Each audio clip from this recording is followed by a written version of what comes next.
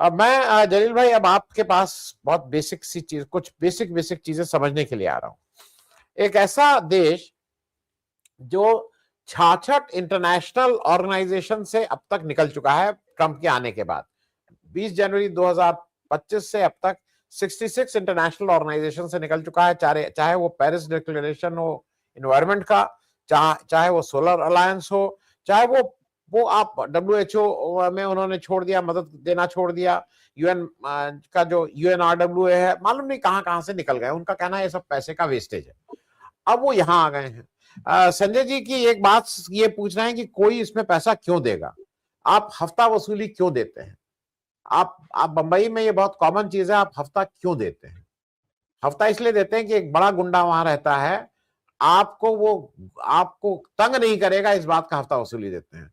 तो वो जो $1 बिलियन है वो इसलिए आपको देना पड़ेगा कि ट्रंप जी आपको तंग नहीं करेंगे, ट्रंप जी आपको गिरफ्तार करके नहीं ले जाएंगे, ट्रंप जी रात में सोते समय आपकी बीवी के साथ, अब हो सकता है बीवी बच्चों के साथ, उठा के नहीं लेते जाएंगे। ट्रंप जी तो कुछ भी कर सकते हैं, वो तो एक आदमी दूसरे देश का है, उसके वहां से उठा ले जाएंगे। मेरा इसी में यही प्रश्न है जलील साहब कि दो चीजें, एक तो जो व्यक्ति खुद ही इंटरनेशनल ऑर्गेनाइजेशन की बिल्कुल इज्जत नहीं कर रहा है वो, और दूसरी तरफ एक जो खतरा भारत के लिए है, जो मेरे हिसाब से सबसे बड़ा खतरा है, कि जब इसने बोर्ड ऑफ पीस बनाया है और कह रहे हैं कि जहां जहां डिस्टर्ब चीजें हैं वहां वहां मैं इसको ले जाऊंगा, वो 100% पाकिस्तान का दबाव होगा कि कश्मीर को इस बोर्ड ऑफ पीस में लाया जाए। और वो एक ट्रैप है, अगर आप जाते हैं तब भी मुश्किल है, नहीं जाते हैं तब भी मुश्किल है। दोनों चीजों पे, इंटरनेशनल ऑर्गेनाइजेशन से विड्रॉ और भारत के लिए एक मुश्किल चीज, दोनों चीजों पे आपके एक टिप्पणी।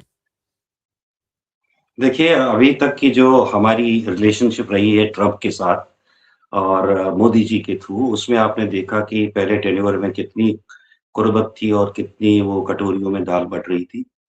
और उसके बाद जब दूसरा टेन्योर आया, तो उसमें फिर वो एक रिवेंज का सिलसिला चला हमारे खिलाफ। शायद वो पर्सनल जो उनकी खजालत की थी, प्रधानमंत्री मोदी जी ने उनसे मिलने से इनकार कर दिया। शायद वो दिल में ज़्यादा ही लेके कुछ बैठ गए और उसकी वजह से जो असरात हमारी इंडो अमेरिकन रिलेशन पे पड़ी हैं, वो सबके सामने हैं। और जब से ट्रंप का ये टेन्योर शुरू हुआ है, तब से कहीं न कहीं हमारी खजालत के वो सामान पैदा कर देता है और समहाउ वी हैव सकम्ब्ड कि उनका जो ये रहा, मतलब अगर आप देखेंगे कि जो टैरिफ वॉर एक चल रहा है या जो टैरिफ बढ़ाने की बात की है उन्होंने, वो एक तरह से उन्होंने हमें मतलब उसके नीचे तो ला ही दिया। दूसरी बात ये कि हमारी तरफ से उसका कोई खातिर-ख़वाह या कोई ऐसा जवाब नहीं आया जिसको एक हम एक अहम या एक कोई सा कोई अ, ज़रूरी जो है इन हालात में जवाब समझ सकते थे। और उसके बाद हमने चाबहार से भी हाथ बाहर खींच लिए और साथ में अभी हमने जो दालों का है, स्पाइसेस का जो ये बाज़ार है उनके लिए, मतलब ने कपास का बाज़ार उनके लिए ओपन कर दिया और उसके बाद हमने दालों पे टैरिफ लगाया।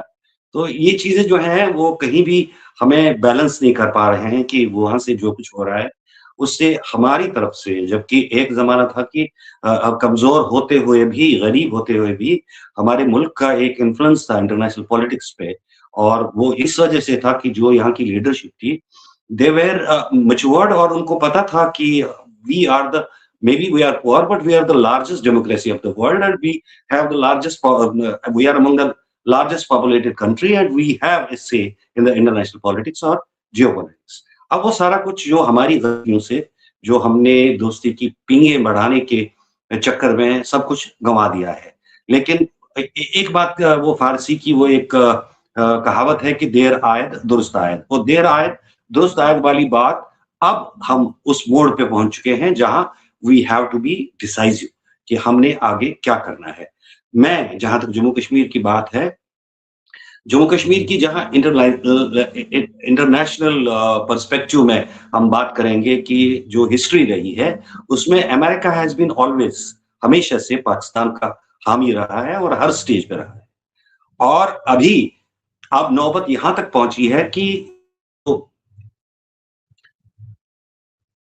सॉरी, नौबत यहाँ तक पहुंची है कि अब अमेरिकन प्रेसिडेंट के राइट साइड में पाकिस्तान का प्राइम मिनिस्टर बैठता है, और ये हमारे लिए मेरे ख्याल से इससे बड़ी अचंभे वाली बात या इससे बड़ी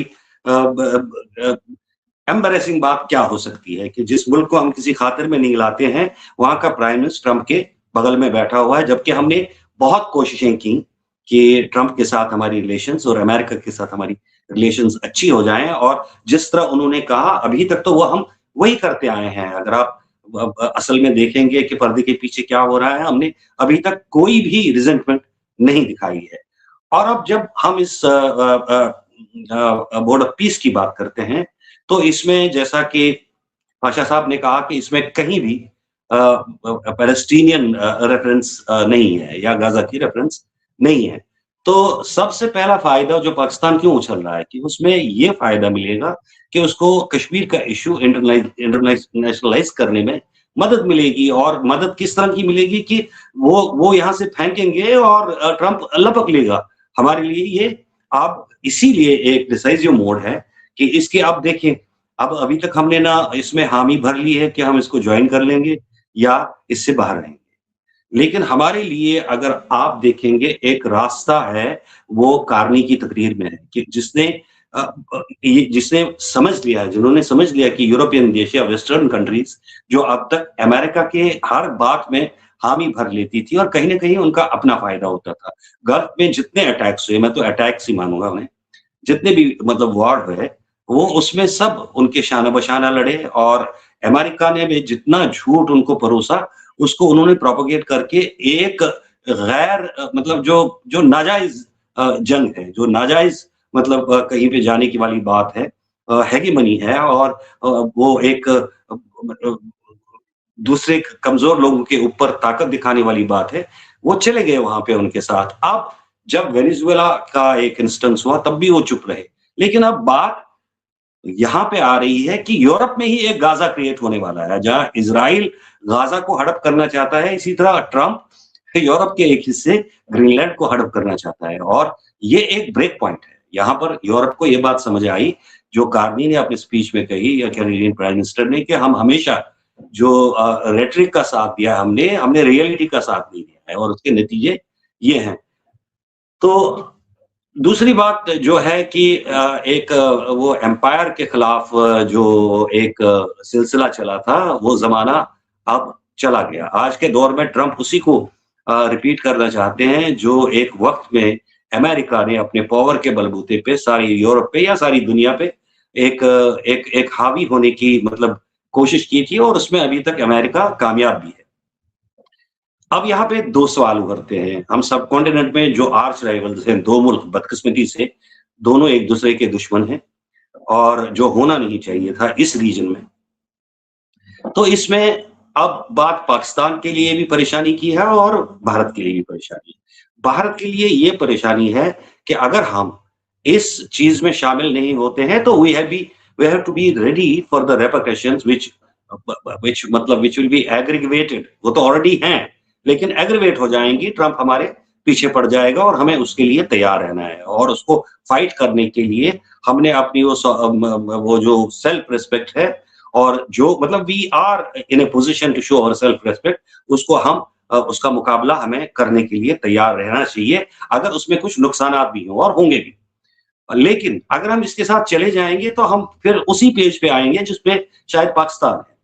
दूसरी बात, पाकिस्तान के लिए क्या परेशानी होगी इसमें, क्योंकि पाकिस्तान उनको एक मतलब वो एक पहले ही तो एक कॉलोनी है, उनको मुफ्त में वहां का लेबर मिल जाएगी, वहां की आर्मी मिल जाएगी। आपने देखा होगा कि most of the Gulf countries are using Pakistani army, और जब गाजा में उनको मिलिट्री की जरूरत पड़ जाएगी तो फ्रंट लाइन में कौन होंगे? आर्मी का काम क्या होगा? हमास को डिसआर्म करना, और हमास को डिसआर्म करते हुए क्या होगा? कन्फ्लिक्ट होगा, खून खराबा होगा, और डोमेस्टिक पॉलिटिक्स में जहां हर कोई पाकिस्तानी गाजा के लोगों के साथ है, तो एक परेशानी पाकिस्तान के लिए भी जो उनको अभी दिखाई नहीं दे रही है। लेकिन इन द लॉन्ग रन हमें ये याद रखना चाहिए कि हम दोनों के लिए, इंडिया के लिए रिपरेशंस होंगी, और करना तो वही चाहिए, we should not be part of this जो भी है। लेकिन पाकिस्तान के लिए ये परेशानी है कि उनको डोमेस्टिक लेवल पे फिर खाना जंगी का एक खाना जंगी शुरू हो जाएगी। आपको पता है कि यहाँ मिलिशिया कितनी है उधर, और वो कितने ऑर्थोडॉक्स मुस्लिम्स हैं पाकिस्तान में। तो उनको एक मौका मिल जाएगा तो वो एक स्थिरता वहाँ भी, डिसबैलेंस वहाँ भी शुरू हो जाएगा। तो ये पूरे हमारे खित्ते के लिए भी एक परेशानी की बात है, जो ये बोर्ड ऑफ पीस या जो भी इसको कहा जाता है, ये एक ऐसा मसला है जो यूरोप के लिए तो है ही है। यूरोप में इसमें शामिल हो नहीं रहा है क्योंकि उनको पता है कि उन्हें यूज़ किया जाएगा जैसे कि पास्ट में किया गया, and they have blood on their hands of millions of people. तो अब जब उनके खुद पे पड़ी, ग्रीनलैंड खतरे में आ गया और ग्रीनलैंड गाज़ा बनने के कगार पे आ गया, तो उनको अब ये बात समझ आई कि अब इससे ज़्यादा अमेरिका का साथ देना सुसाइडल हो रहा है। आज जैसा कि कहा जाता है कि आज तेरी बारी है, कल मेरी बारी है। तो इसी तरह यहाँ रीजन में शायद ये चीज़ एक पॉजिटिव चीज़ भी बन जाएगी अगर दोनों देशों को ये समझ आएगा कि कॉन्फ्लिक्ट के बदले जो एक दूसरे के साथ शराकत करना और एक दूसरे के साथ कोऑर्डिनेट करना ही बेहतर होगा। तो ये एक सिचुएशन बनी हुई है। पाकिस्तान के लिए अंदरूनी खतरा है और हमारे लिए जो इसके जवाब में हमें भुगतना पड़ेगा, but we are sure that we have that strength. Leadership में स्ट्रेंथ होनी चाहिए। हमारे देश में इतनी स्ट्रेंथ है कि हम विथस्टैंड कर सकते हैं। जी।